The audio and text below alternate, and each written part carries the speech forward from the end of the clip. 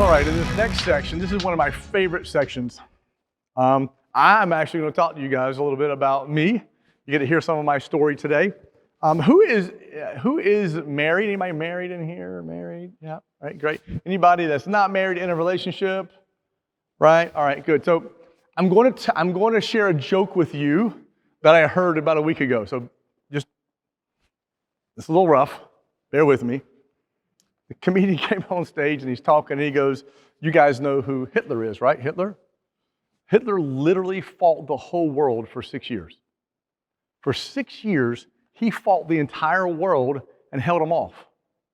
See, think about that. 6 years, he fought the whole world.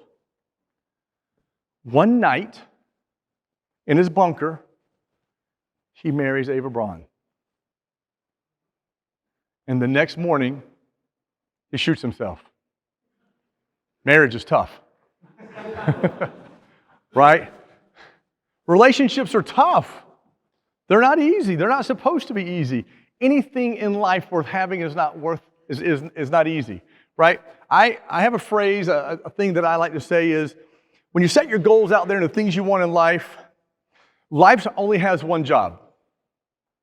Life's job is to punch you in the face every day.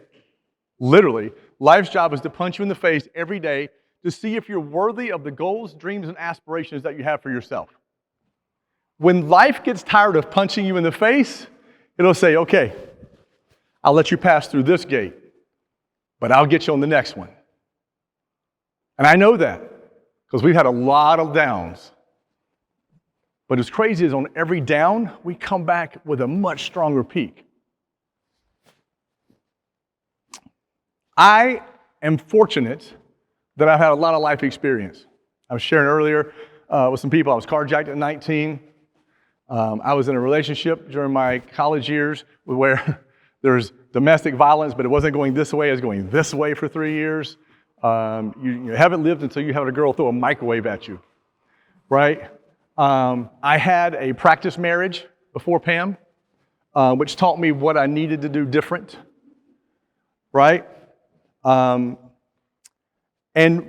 honestly, when Pam and I got together, I wasn't the guy she needed. Like I wasn't showing up as the guy she needed. And, for whatever I had going on in my life that made me do the things and not be the person she needed, we had all this tension and stress. And we've had to work, we've been together 23 years. And I actually shared this to her, and this week or last week in the car, I said, man, you are 39 years old, right? And I said, we've been together 23 years, and you are more beautiful and more sexy today at your age than you were 23 years ago when I met you. But it's a lot of work. We put a lot of energy into that. Because there were some times, she was like, if we were hiking, I might push you off a cliff. Right? And I was like, I'll grab you and pull you with me. Right? There were some times. And so as we got better, more so when I got better, we got better. That's why I sought out all the Tony Robbins, the Michael Burnoffs, all the things, the books I read, the audio. I don't read books. I'm not gonna lie to you. I listen to books. Reading is not my forte, but I can listen to books all day long and retain what I hear. I knew I needed to be better here so that I could show up better for her. And it took me 8 or 10 years to get to that point. And when you look at statistics, right, I think the stats I heard recently was 55% of marriages end in divorce. 55. And all you second timers out there, 63% of you guys don't make it. Sorry. Any of you third timers, 72% of third marriages don't make it. Right? And if you're an entrepreneur, because entrepreneurs love to win, they love to win. Entrepreneurs actually have a 15% higher divorce rate than everybody else. Like we win huge. We win huge. And I just started looking at divorce and reading things and looking at couples and relationships and the journeys, right? And I'm not going to give you some big study. This is the Todd Harris study of 51 years of living, right? And just listening to people. I've had a lot of families over the last 30 years be like, my husband, my wife, right? And I just hear things. Anybody know what they say the number one leading cause of divorce is? Finances. I don't agree with that. Anybody know what the second is? Okay, there's a lot of stuff, right? Just looking on this. I believe one of the number one, if not the number one leading cause of divorce is communication. Right? And I'll give you an example. There are times in our relationship when the '08 housing crash happened, she didn't know what was not in the bank. And nope, I'm not going to tell her. Right? Because I have to protect her from what's happening. Right? And then all of a sudden, she's like, hey, I was looking in the account. I thought we had, oh, why were you looking in the account? You should be looking in the account. That's my job, to take care of the family, right? And that created a stress because I didn't know how to communicate that with her, right? The third time we lost everything was fantastic. I was great at communicating. We were about 3/4 of the way through all of our money during COVID. Like, I'm looking at the account going, we got 2 months of business rent. We might be able to make house payment for 3 more months. And I hope some of the employees will take a pay cut or work for free for a while. And thank you, Master Mac, for doing that. He did. You know, he really helped us out a lot. But like, we're not going to get there. And then on that day I saw that, man, I got an amazing FedEx package. Right? I was like, oh, yes, FedEx. This is awesome. And I opened it up, and it was a $450,000 lawsuit, right, from my third location. We had bought a location from somebody. It was supposed to be about $5,000 in the black. I had a business partner at the time, and it was actually $5,000 in the red. Our accountants didn't see it. It was all, I mean, there's a lot of lies in the paperwork. Our lawyers didn't see it. And so we're bleeding out money every month. The other 2 schools are donating money to try to figure out how to keep this one afloat. We get it just to the point where, like, oh, it's just, whew, it's making a little bit of money now. And COVID happened. And we couldn't afford it. And their lawyer sent us a nice, thick letter. This is nice. It was like 20, 30 pages. This is awesome. And I looked at her and said, it's a $450,000 lawsuit.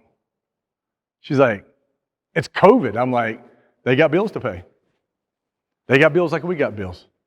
And she says, what do we do? I said, I'm not going to stress about it because I never make good decisions when I'm stressed. I said, give me about 30 minutes when we go in the office. And we'll figure it out. And so in my office, I've got a whiteboard. And I got a line on the thing, right on the floor. When I step in front of my line, I'm the client. So I write down my problems. When I step behind the line, I'm the coach. I learned how to coach myself. And I looked at it and said, there's 3 possibilities. We go to court. And the jury is like, dear Mr. Landlord, you're an idiot. It's COVID. There's no way. And I said, well, I got to hope there's 12 smart people.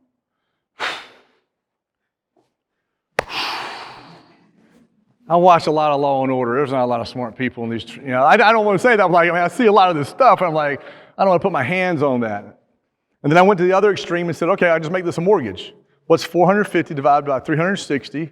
That's what, and when we come out of COVID, assuming we survive, because we always survive, that's the number. I can afford that number. I can make that number for 30 years, and I can pay that. And then I said, what if I just offer them what we have left? We had about $22,000 left. And I came back out and said, here it is, Pam.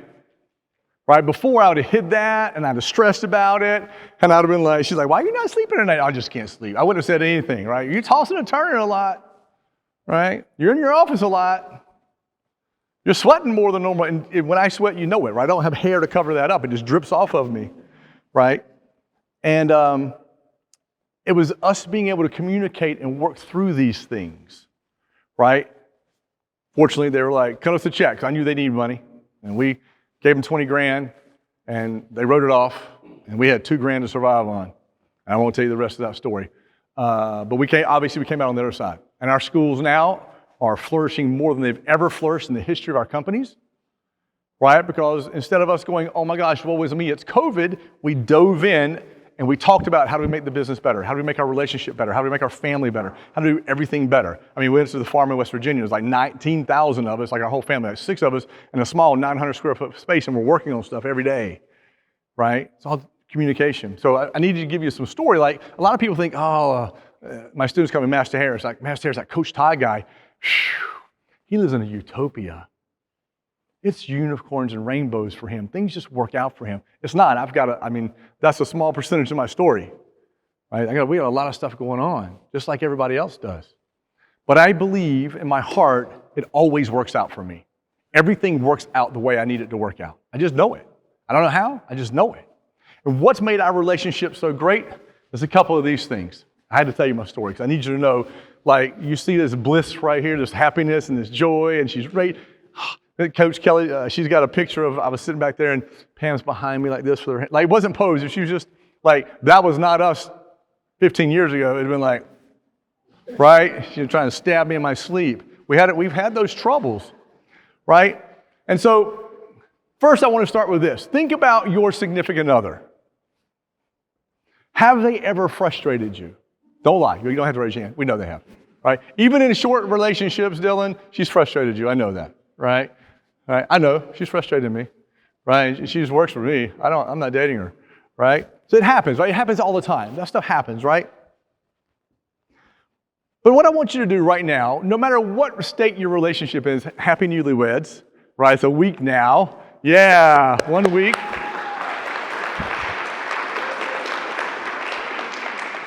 Watch this. Listen to this. You know your event is going to change lives when someone puts your event in their honeymoon. Right? I want you to take for a minute, I want you to step out of that emotional angst that you might have about your significant other. I'm looking across the room. Some of you guys, I know you guys, right? And we're all in different states of a relationship. I want you just for a minute to think about your significant other, your girlfriend, boyfriend, husband, wife, and say, why did I marry them? Why? Like, what was that thing? What was that thing that made me go, oh yeah, you're the one. I love you so much. Right? So the newlyweds have it easy, right? Because they don't have that yet, right? Right, it's coming. Just listen to the rest of it. You won't have to worry about it. All right? Write down real quick. I'll give you a minute. Write down the things that you're like, yes, yes, yes. Quick, write them down. Don't be thinking about them, Tish. Write them down. Follow directions. Be a role model.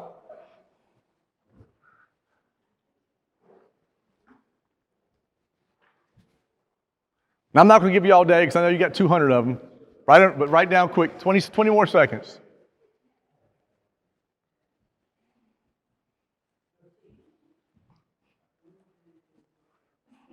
You better have more than one thing. Right? Was it? They love family, their hard work ethic, their ability to nurture, they love to laugh, they like horror movies. I don't know what it is. What is it? Like, what's the things that made you go, yes, you're the one? Now let me tell you how relationships work. You get in a relationship, you get married, you're like, oh baby, it's so great, right? About 3-year mark, hey baby. It's not old baby, it's hey baby. Yeah, how was your day? Good. How was yours? Good. Right? And then it gets to, now our conversation changes, we'll get to in that a little bit. But I think the reason a lot of times we get this animosity, this frustration, this anger, this whatever you feel sometimes towards your significant other, is that we get so focused on the 6 things that irritate us about our significant other that we stop thinking about the 97 that I love about them. Because we all know you get what you focus on. Right? You get what you're focused on. Do me a favor, really fast. I want you to look around the room and count as many yellow things as you can see. How many yellow things can you see? Right, how many yellow things do you see? Quick. How many yellow things do you see? Keep going. 10 more seconds. 9, 6, 4, 2, 0. Linda, you're on the spot. How many green things did you see? She was focused on the yellow. We get so caught up in our relationships of what's going on right now that's frustrating me, we can't see all the other great stuff. And trust me, this is not just a relationship that Pam and I have. This is every relationship. This is brothers and sisters. This is moms and dads to children, children to moms and dads, right? We get so caught up in the small little things that are irritating us, it's that pebble in your shoe, that we just don't see the great stuff. And when there gets to this point in some relationships, a lot of times, it's why the divorce rate is so high, that you go, well, he or she makes me feel good. He or she talks to me. He or she treats me the way I want to be treated. And next thing you know, your energy is going somewhere else.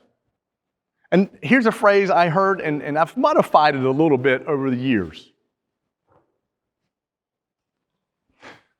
The grass is not greener on the other side. The grass is greener where you water and fertilize. And de-weed. What you have to realize is the grass looks greener on that side, but when you go to that side, you're taking the weeds, your weeds, to that relationship over there, and it just ends up being the same thing again. Because you didn't solve what was in you that needed to be worked on. It's why it's so important to be working on yourself all the time. What's the better version of yourself every day? Am I getting a better version of myself? Am I this?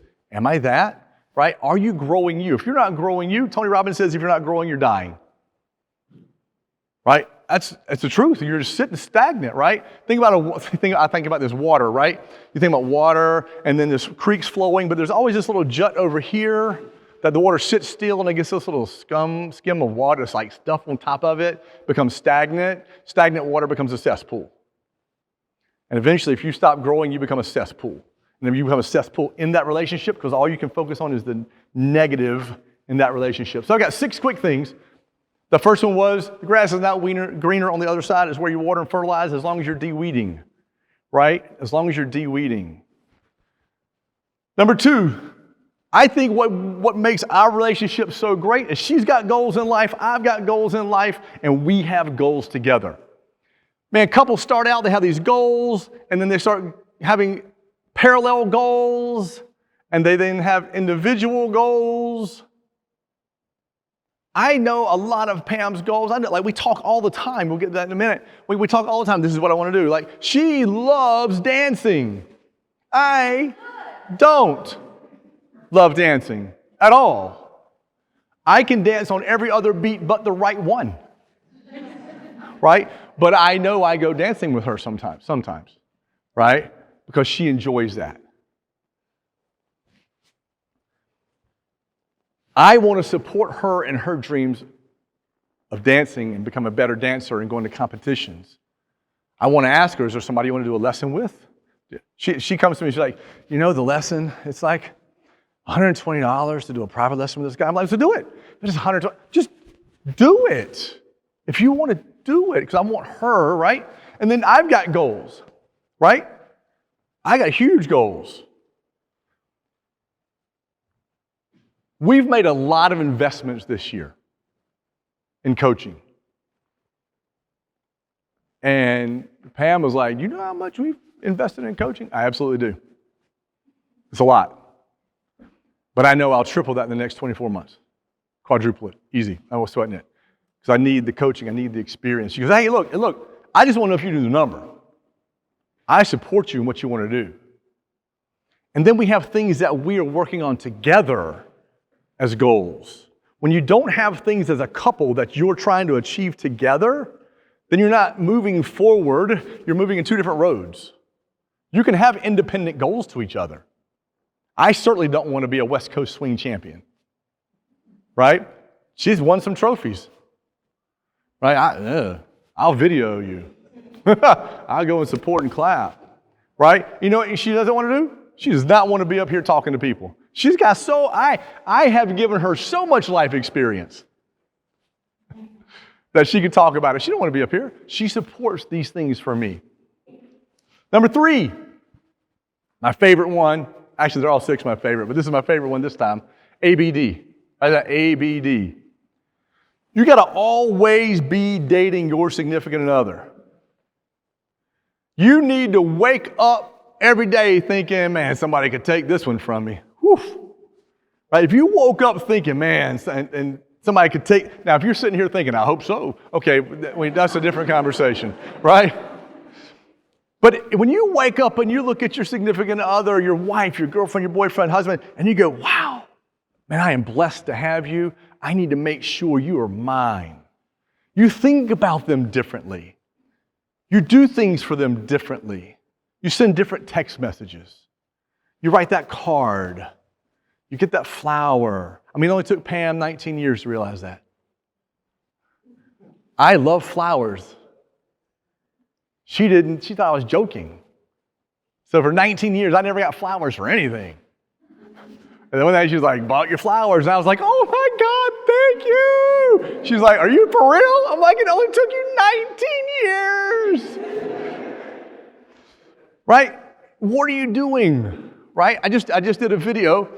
Anybody watch my stuff online? If you don't watch my stuff, thanks, Chad. I appreciate the 4 of you that watch me and follow me.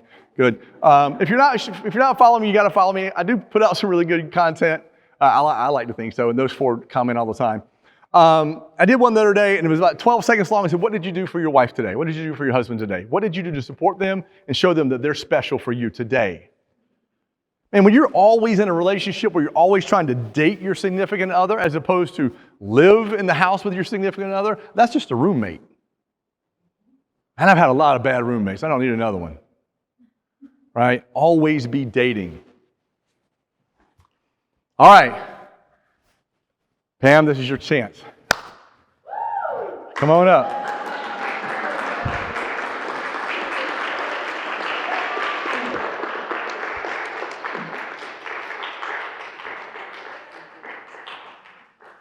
Oh, I need you all the way up here. Yeah.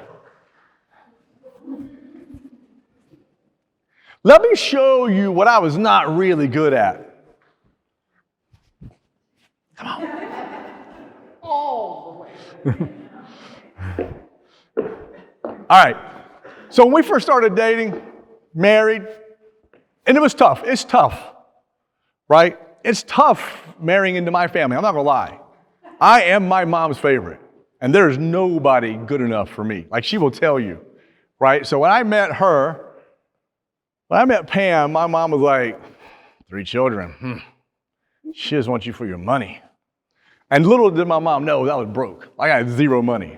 Like I was like broke. I wasn't broke, I was under the table broke, right? So I was like, she sure does, Mom, and she loves me for my money, right? But what happened is she would frustrate me. And I don't have a lot of friends. And I don't say that like it's not negative or positive. I just don't have a lot of friends. And so I didn't have anybody to talk to. So I was like, Mom, man, Pam made me upset today. And then that would be my mom in my ear. Is she good enough for you? Right? So this is what I learned, right? And I'm not bashing my mom, right? Moms are supposed to be there for you and do those things, right? This is what I learned. In a marriage, let me see your hands. This has to be the circle. Just 2 people. Nobody else gets invited into the circle to talk about what's going on between the 2 of you. Right? Because man, I would have my mom, and then I'd have my dad, and I'd have my sister, and then I was like, they're right about you. Right? Because I allowed them into the circle. Our circle is supposed to be sacred.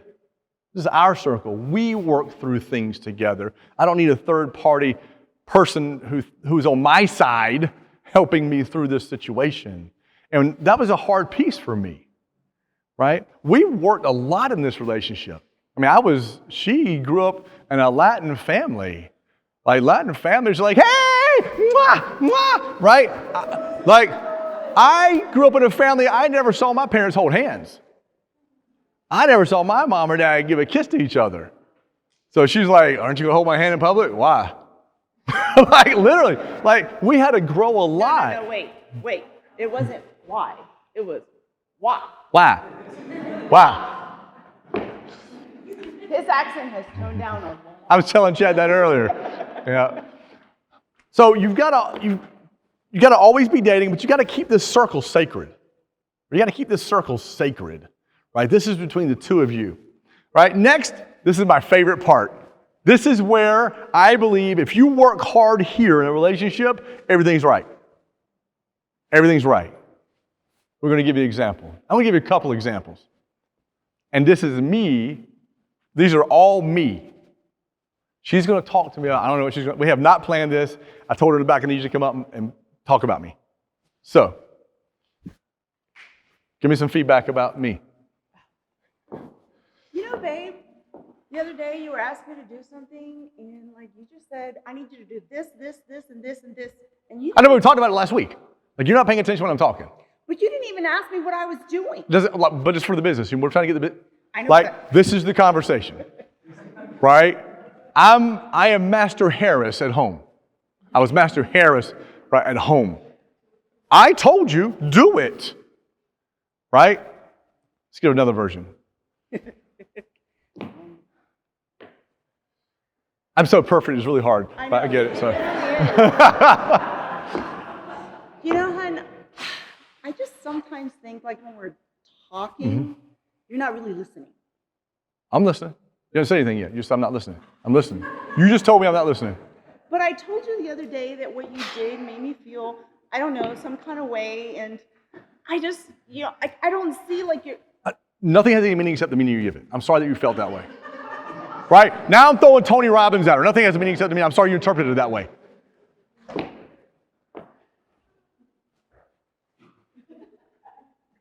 Oh, babe, the next time that we go out to dinner, maybe you think you could put that phone down? Who's going to follow up on these leads? I follow up on the leads. I got to get the people in here. I know, but this is like date night. Like, why can't you just put it down? Do you know what affords date night?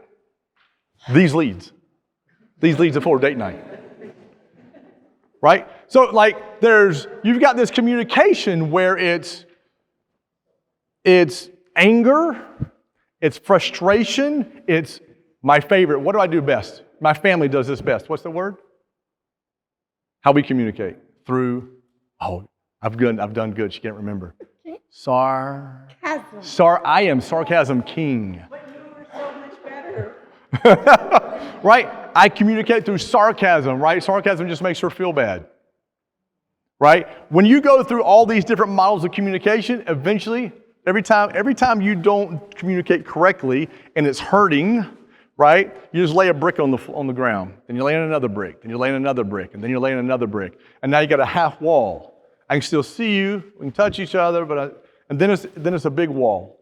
And that's a wall of animosity towards the other person. Now I don't even want to be in this relationship, and I don't want to help you, and I don't want you to help me. I just want to be away from where we're at right now. So one of the things that we came up with was the sword and the shield model of communication. Most of the time, when you get together with your significant other, business partners, same. I've been through this with business partners. You don your armor, right? You put up your shield, and you wait for her to say something so you can bounce it off and hit back. Sorry.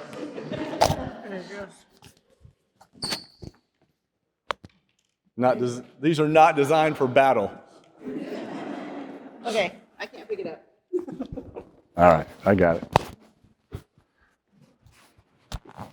All right. So you're trying to deflect what they're trying to say while you're hitting back. So we came up with this way of communication that we work. If you can stay, if you want, you can stay. It doesn't matter to me. I need to fix this. Oh, thanks. I don't dress myself in the morning either. The way we communicate is this. Oh, she did great.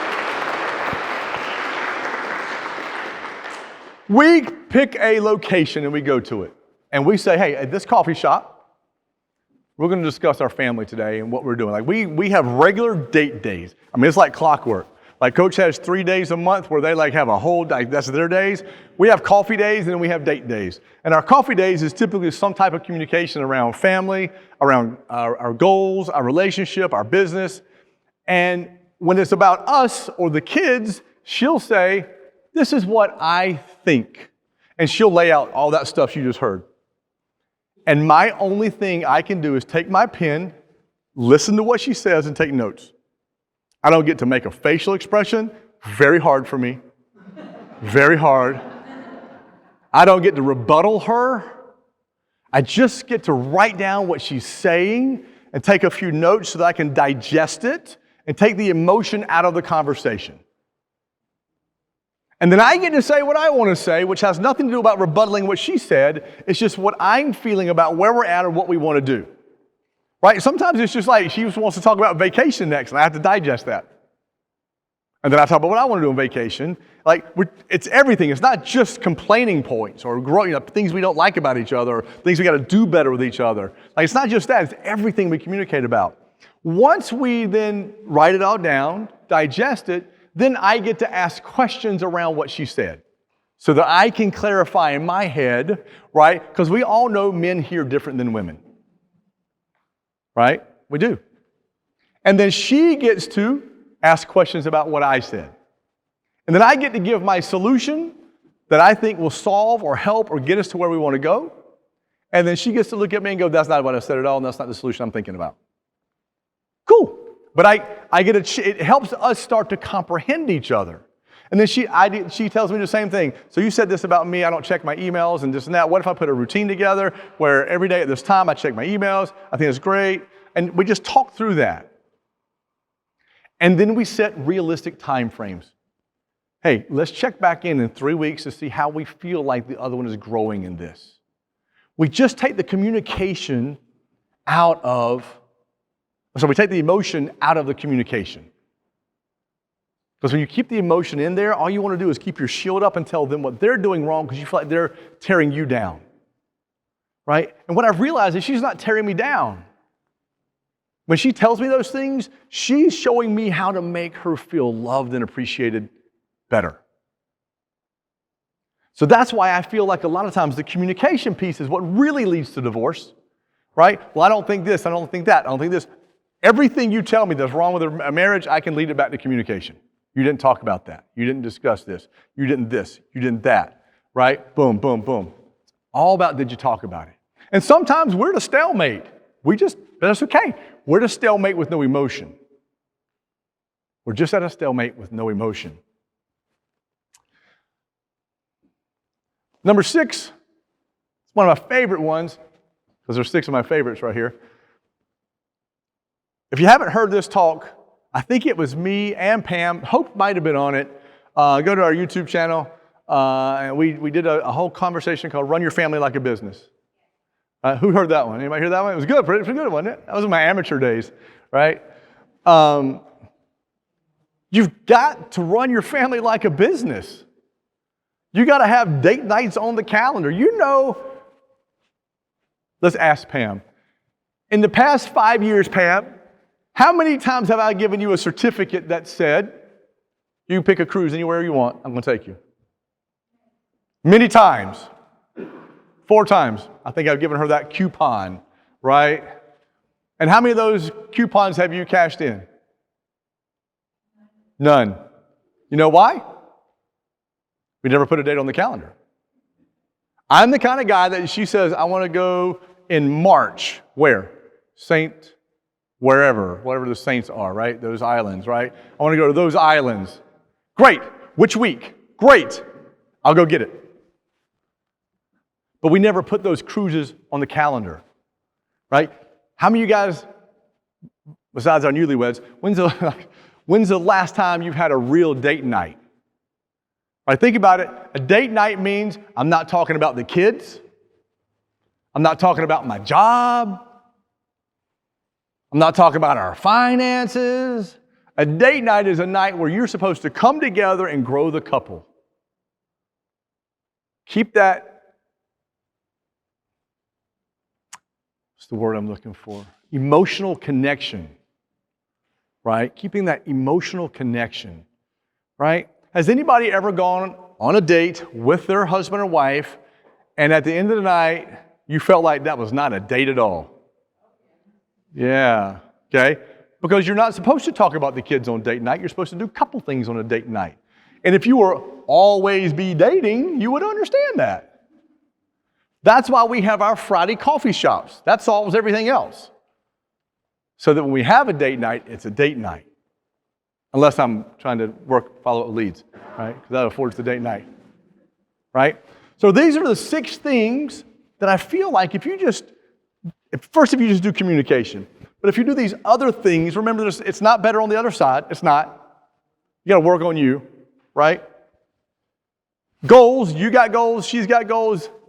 Together you have goals and you're working them together, right? You don't come together once a quarter and go, did you make your goals? Did you make your goals? Okay, we'll see you next quarter. No, these are things, man, you're always talking about it, right? Always be dating, circle of trust, communication. That one thing saved, I'm going to be honest, that saved us from me having to do it a third time. Whew, the first time was expensive and stressful. I'm in a different position now. It'd be more expensive now and more stressful. But we've really figured this communication piece out. That's where it really helped us. And then run your family like a business, man. Put those times on the calendar. Have a date night, right? Think about this. I come home and just gripe to Pam about the stuff I don't like about her. I come home and tell her what she's not doing for our family. I come home and remind her how much she didn't get done today. I come home and remind her she didn't answer all her emails today. And she doesn't. That's my thing for October. I won't say it again, right? If I come at her like that every day, is it easy for her to fall in love with me again tomorrow? No. Because all I do is come at her hard every time. I'm not being the husband she needs. When I show up and be the husband she needs, she'll show up and be the wife that I need. I'm going to leave you with that. I'm going to bring Coach back up. He's going to take us almost to the end. We'll do a little Q&A at the end. Before I can bring him up, I want to do this because I know you guys are wondering. Everybody should have one of these on your table.